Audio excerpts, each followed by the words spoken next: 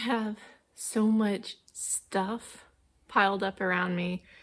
All right, we're gonna get into it. Today we are talking about book swag. I have been asked about book swag so many times in various forums and Facebook groups and in DMs on Instagram.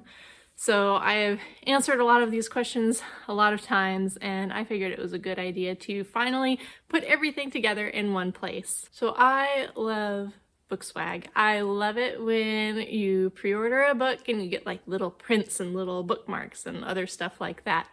And I wanted to do that for my books. I quickly discovered that it's kind of hard to do at a low volume unless there's a little bit of DIY involved. So I'm going to be sharing how I make everything that I make, what I use for it, where I buy the stuff, all of my equipment, and all of the places that I have used to outsource various things.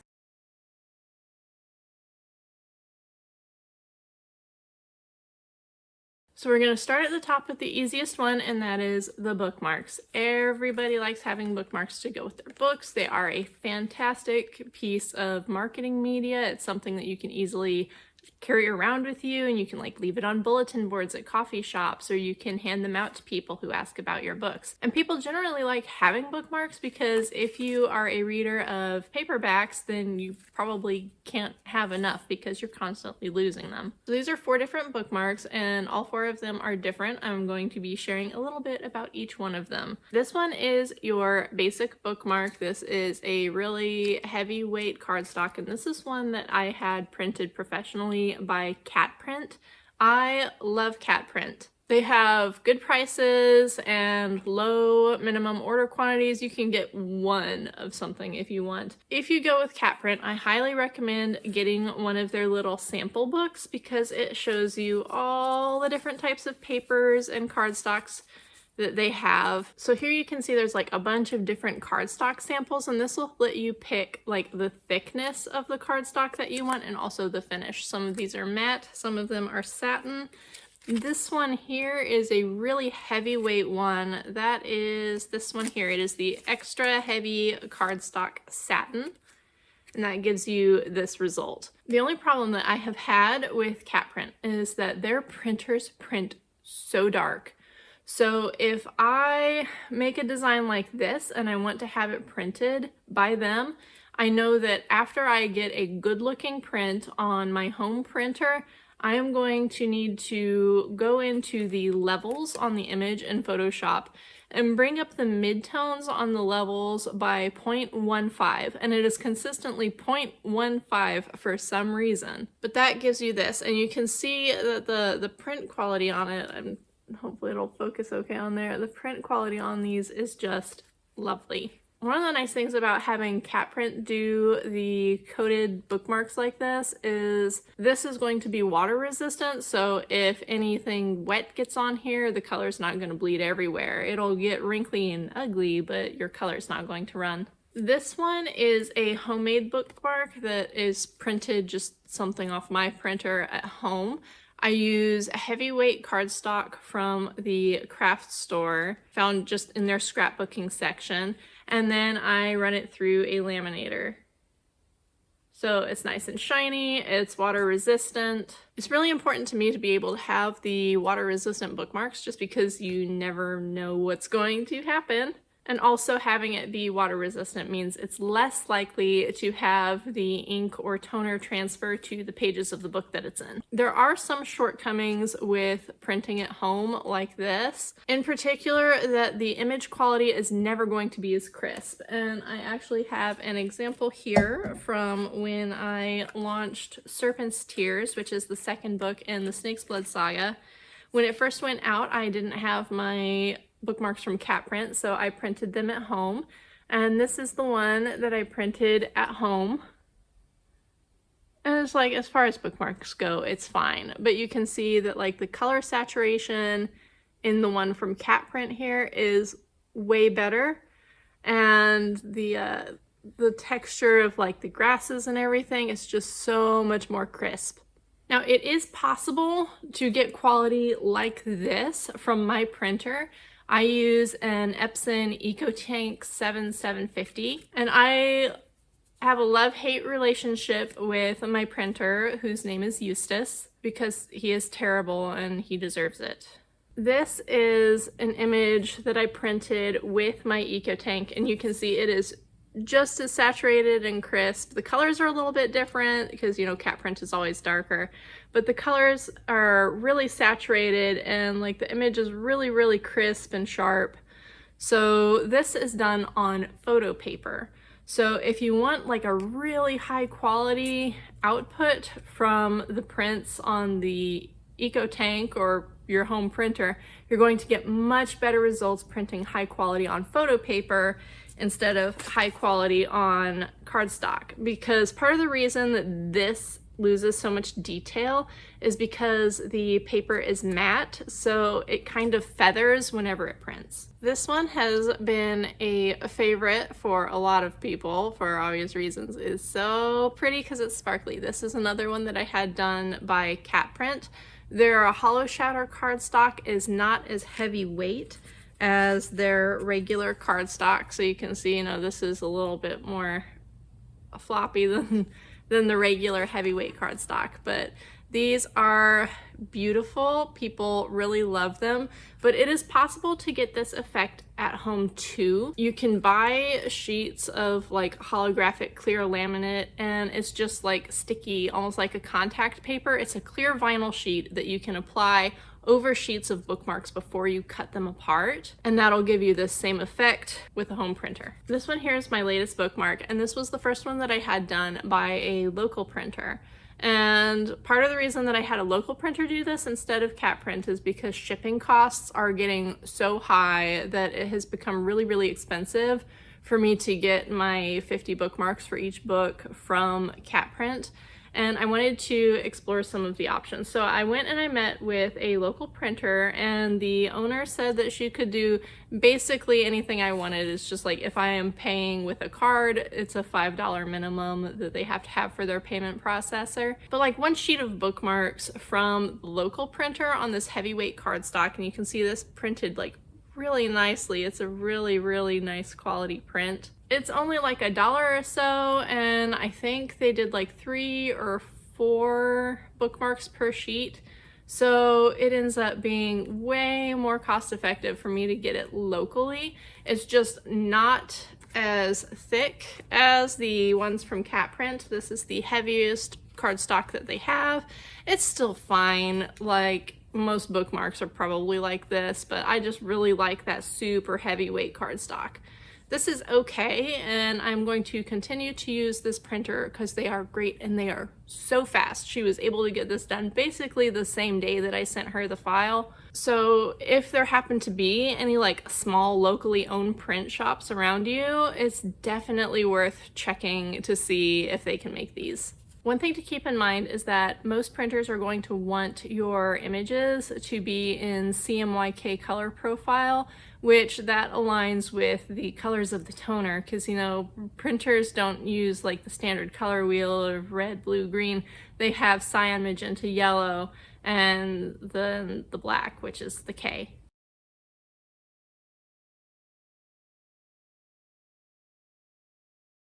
Okay, it's getting warm in here. Next up is stickers. So first off, good news. If you liked the idea of outsourcing to Cat Print, they also have sticker paper. There are a ton of sticker printers out there in the world. I have never used any of them because I make all of my stickers at home with my trusty EcoTank printer. I love making sticker sheets. I like making individual stickers. I love having stickers for my different book releases. Like this is for Spectrum Legacy. It's just like the artifacts from the first 3 books. And here is Zaid, just a little chibi. And then this was for Snake's Blood. It's like a character sheet of Faral and then some key items that show up in the story for her. And this was for West King's Heist. This is Tall with some of his goodies that he's stolen. I think my favorite is the little box of crayons that he liberated during the story to be able to draw on his maps. Stickers are always popular, and they are fortunately one of the easier things to do. The two main types of stickers that you're going to come across are kiss cut, which is where you have the backing sheet like this, and then you've got like the little tiny lines cut around, but they don't cut all the way through the backing, so people can like bend the sheet and pull the stickers off. And then these are called die cut, where it's just completely cut out. And to make my die cut stickers easier to use, I cut a super tiny little border around the edge so that there's still a little bit of backing paper here. I don't know if it shows very well. Sometimes you can like see it in the light. It's not shining right now, but that's just like a little quality of life addition that I make to my die cut stickers to make them easier for people to use. If you order die cut stickers from a website that manufactures them, they are not going to come with that little lip. That's something that I do myself. So I print all of these at home with my Epson EcoTank printer, and I get my sticker paper from OnlineLabels. I have two main types that I get. There is the regular inkjet white gloss, and then there is the standard white matte. Most of the time I use the white matte just because that is my personal preference, but I do sometimes make the glossy stickers as well. This one is not mine, not from my books, but this was one that I did for my husband from some of his artwork, and this is a glossy sticker. The standard sticker papers are not waterproof, but OnlineLabels does have waterproof stickers. It's just really, really important to test every single kind of sticker paper that you get because the colors vary so much between printings. As an example, this is just my standard white matte sticker that I made for all, and I printed the same sheet on. This is the OnlineLabels water resistant matte, and this feels kind of like vinyl-y. I ultimately didn't use this because I didn't like how it felt. You can see that the picture is a little bit crisper when it's not on the matte paper, but the colors are a lot darker and some of them are weirdly less saturated. And then when you compare this, we've also got Rune and Vaughn on there. This is the gloss water resistant paper, and you can see just between the two of them there is a huge color difference in how the images print. This also, like this glossy water resistant paper, feels like really heavy and plasticky. I didn't like how it felt, so I decided not to use it for these particular stickers. I might get some in the future to use for something else, but I didn't like it for these. OnlineLabels also has clear sticker papers, so if you want something that's like clear and can be layered over stuff, they can do that too. Or I guess you can do it, they're just selling you paper. For cutting my stickers, I know I mentioned it, but the machine that I use is a Silhouette Cameo 3. It is now the older version of the Cameo, and it has a couple odd little problems with accuracy, especially down in like the bottom right-hand corner of a page whenever it's cutting. I have learned to compensate for that by moving my cut outlines like down a little bit to make sure that they end up centered the way that I want. I don't know if the Cameo 4 is any better. I have never used any of the Cricut machines, so I don't have any feedback on those. I ultimately went with the Silhouette Cameo because I liked the cutting software a lot better than Cricut's cutting software, so ultimately I don't think it makes a huge difference. I do know that Cricut is more popular, so it's a lot easier to get parts for it.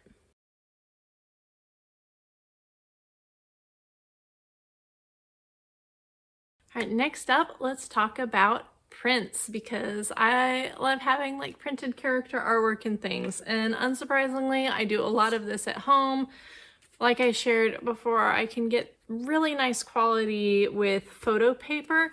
And the only downside to this is that this is Epson photo paper, so it does have Epson printed on the back, but there are places that you can get high quality photo paper like this that does not. Red River Paper has an amazing selection of photo papers that are not branded. You can print on the front and the back, so that's something to consider. This is that same piece that my husband did. This is one of the basic prints that I did for him, just using photo paper. You can see that the quality on this is great. This is more than good enough for most prints that you would offer as pre-order bonuses. I have also done printing on matte papers, like this is a cardstock. This is the map that I drew for the Snake's Blood Saga. And this is just like a cream colored cardstock, and this one is white. You can see the color of the cardstock that you choose will greatly influence the color of your print as it comes out, because this looks way more blue just because it's like a true white cardstock versus the cream. One thing to be aware of when doing prints at home is most home printers use dye-based ink rather than pigment ink. Pigment ink is what is archival safe. The colors are not typically as saturated, but they won't fade. Dye-based prints can fade over time, but a lot of printer technology has gotten like way better. I have a Zelda poster that I printed when we first moved into this house, so it's been like 5 years now. I printed it and hung it in my living room, and it has not faded at all, even though it's just on regular printer paper. So it's not as much of a concern that modern inks will fade, but it's still something to be aware of. It's also a good idea to make sure you are always using authentic ink, because yes, it is more expensive, but you're going to get more consistent color and also more fade resistance. There was a really good place that I found online for ink, and it was actually so cheap that I thought it was suspicious. I was pretty sure it was a scam, and it was actually not a scam, and I was really, really happy with it. So I get all my ink there now. I cannot remember the name of it. I'm gonna look it up. Okay, it's InkSmile, and they have remanufactured ink, like off-brand ink, but they also do carry some brand name ink. So they have brand name Epson ink for my EcoTank printer. And I know it's a big investment, but if you think you're going to be doing like a lot of printing at home, it's definitely worth it to get a tank printer instead of using like the little tiny cartridges, because this is my ink refill. I can refill each color individually, and this is 4 ounces of printer ink. Whereas a little like cartridge printer, you're going to have like a syringe full of ink, not like this. So this goes a really long way. And of course, outsourcing your prints is always an option, and it can give you more unique papers at your disposal. Like going back to cat print, they didn't pay me, but they probably should. Cat print, if you're watching this, please send me some free prints. But there are a lot of like specialty cardstocks. Like this one here is like a shimmery pearl cardstock. And then there's some with different textures that you can get things printed on. I got my book cover art just for me. This is from the Snake's Blood Saga. This was book 2's cover, and this is the felt paper. It's got like a really nice, like a watercolor paper type texture to it. And the print quality, of course, is going to be similar to the bookmarks that I get from them also. I don't do this for my smaller prints because those are easy to do at home. My EcoTank printer, since it's the big one, it actually can do this. This is like an 11 by 17 print. This is way bigger than anything you're ever going to need to send, but it can be nice to have for you. And of course, having prints done by my local print shop is also an option.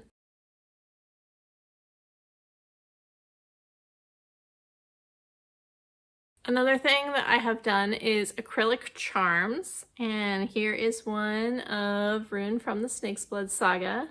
Is it gonna focus? Maybe, I don't know. And honestly, I don't think I'm gonna do acrylic charms again. People didn't seem as crazy about them. They really preferred like the stickers and the bookmarks and things like that. These were not super successful. When I got these made, I had Sticker Mule do them. There were not a lot of options then for low quantity acrylic charms. I was not really happy with the quality. The print quality is fine, but this one has been doctored a little bit because Sticker Mule just prints on the back, and then the back of the charm is like a plain white. So there's nothing to protect the image that's printed on there from being scraped off, and it's just plain white on the back side. Other acrylic charm makers don't do that. For these, I fixed them by doing like a glitter back on it, and this I just did like a really heavy coat of Mod Podge glue, put on the glitter, and then I sealed it with DecoArt triple thick acrylic glaze.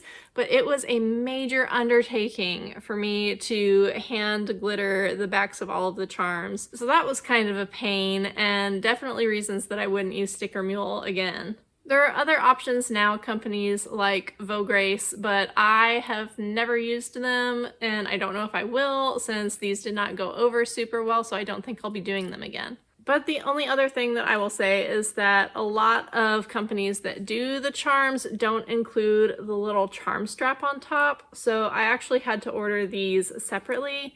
I got mine on eBay. I just got like a variety pack and picked out whatever colors that I wanted, and it was a lot of money for little tiny straps, but I have like a lifetime supply of them now. But that also meant that I had to open the rings on the top of every little charm and put these on there, so that was kind of a pain in the neck. If you are not handy, don't enjoy working with little fiddly rings with pliers, charms may not be a great solution for you anyway, unless you can find a manufacturer that sends them with the straps already on.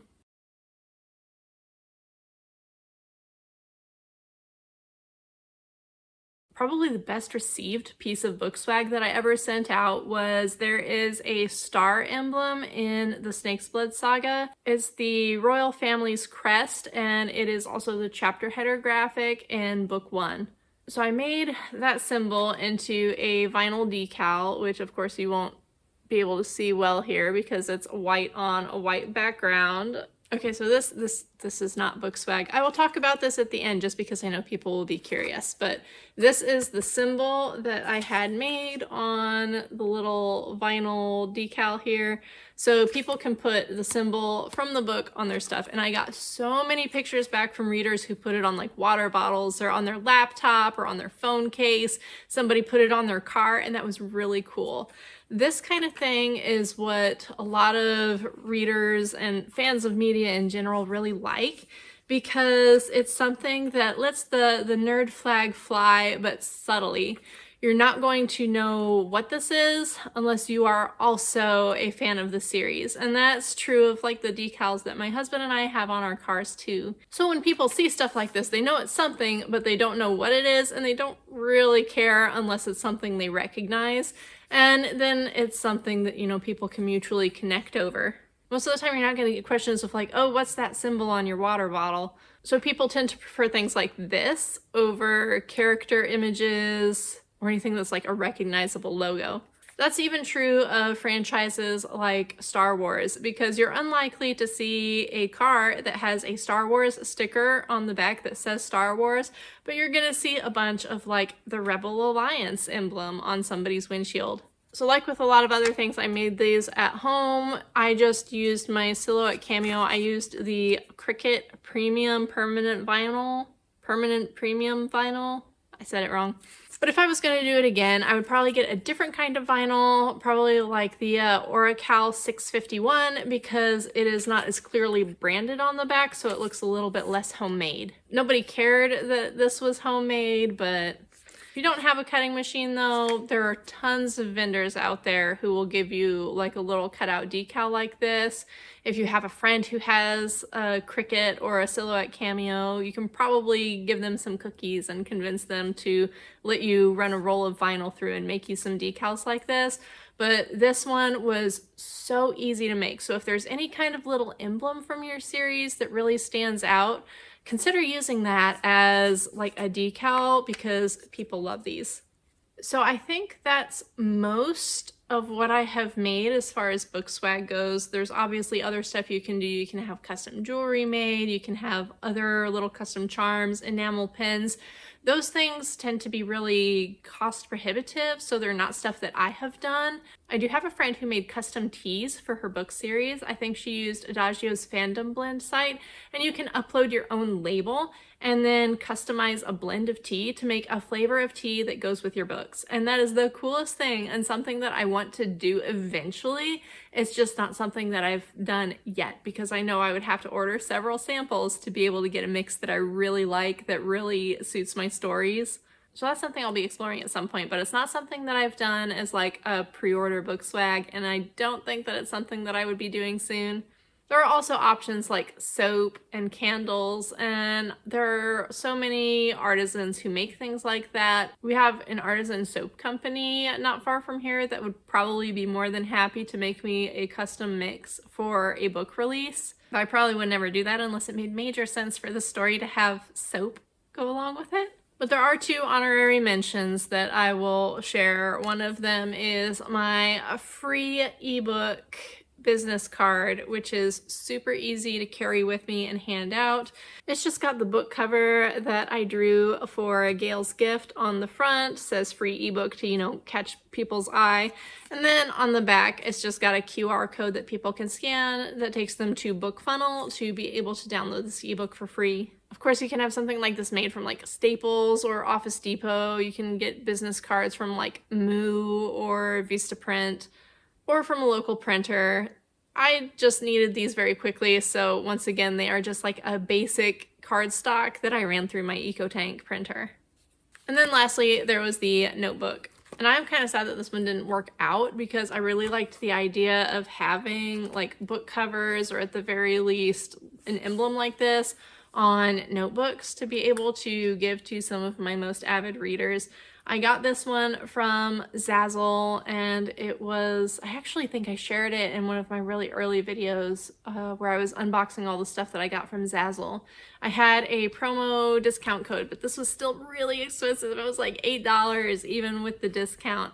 And it's just like 80 pages of just plain old lined paper. Like, you can't customize the interior or anything. It's just the cover. And while it's really pretty, and I'm looking forward to using this for notes at some point, maybe when I start working on Snake Song Serenade, which is like the side story that goes with Snake's Blood Saga, I'll use this for my notes, and it'll be really nice to have. But it was really cost prohibitive, so I probably wouldn't do something like notebooks. If you want to have notebooks at an affordable price, you have to order in bulk, and I have actually looked at that through like AliExpress just to connect with like manufacturers of notebooks, and most of them have a minimum order quantity of like 250, which is far more notebooks than I would ever need to distribute myself. And that also ends up being, you know, hundreds and hundreds of dollars invested into it. So this is not something that I would probably do. Except I do have a coil binder for these like comb coils. I got a punch and a binder for this, so I could theoretically make my own notebooks if I get the coils. So yeah, that's my basic rundown on my book swag and how I make everything. If you have any questions, feel free to let me know. I will do my best to respond to any comments or questions. If you have some kind of book swag that you think I should try making, let me know, because I love having swag for my own books and I am very willing to try things out. But yeah, that's all for today. Thank you for joining me, and I'll see you next time.